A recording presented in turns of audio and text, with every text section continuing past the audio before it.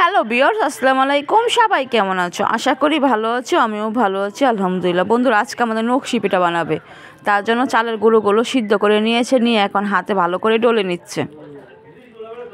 এই যে বন্ধুরা, একটা ডো তৈরি করে নিয়েছে। ডোটা একটু শক্ত টাইপের হয়েছে, কারণ শক্ত টাইপের না হলে নকশি পিঠাটা ভালো সুন্দর বানানো হবে না। এই দেখো, এরকম ছোটো ছোটো করে রুটি বানিয়ে নিয়েছে।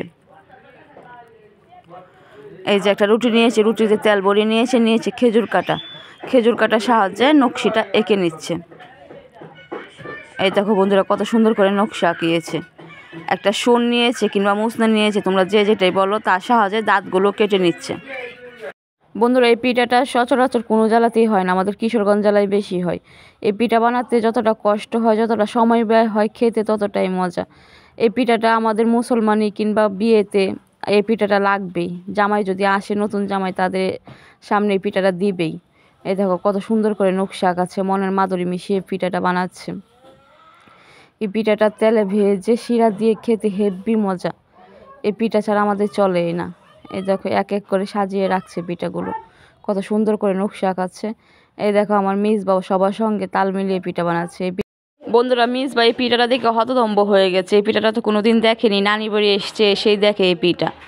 এখন বসে গেছে সবার সঙ্গে পিঠা বানাতে, বলছে আম্মু আমাকেও দাও, আমি একটা পিঠা বানাবো। রুটিগুলো বানাতে অনেক কষ্ট, আমি দিচ্ছি না, তাই আমার আম্মু বকছে, কয় দেও একটা, সবার সঙ্গে বসে বসে বানাক। দেখো বন্ধুরা, পিঠাটা বানাতে কত কষ্ট। একজনের ডোটা লিচি পাকিয়ে দিচ্ছে, আরেকজন বসে বসে রুটি বানাচ্ছে।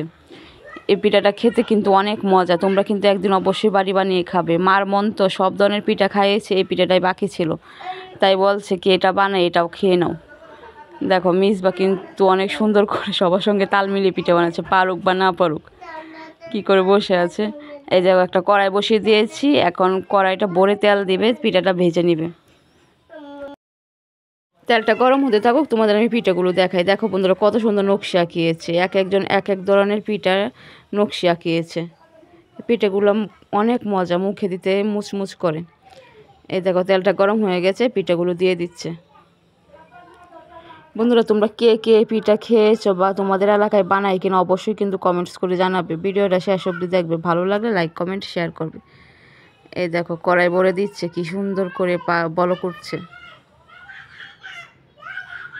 এই যে পিঠাগুলো লাল লাল করে ভাজা হয়ে গেছে, মানে বেশি লাল করা যাবে না, বাদামি কালার হয়ে গেছে। এই দেখো পিঠাগুলো নামিয়ে নিচ্ছে। এই পিঠাগুলো কিন্তু তোমরা অনেক দিন সংরক্ষণ করে খেতে পারবে, 5-6 মাসও সংরক্ষণ করে রাখতে পারবে, কোনো সমস্যা নেই। এই দেখো পিঠাগুলো কি সুন্দর করে ভেজে নিচ্ছে। এখন এভাবে রেখে দিব, পরে আবার এইগুলো তেলে ভেজে তোমার গুড়ের শিরা করে কিংবা চিনি উপরে ছিটিয়ে দিয়ে তোমরা খেতে পারো। আজকে এই পর্যন্ত, আল্লাহ হাফেজ।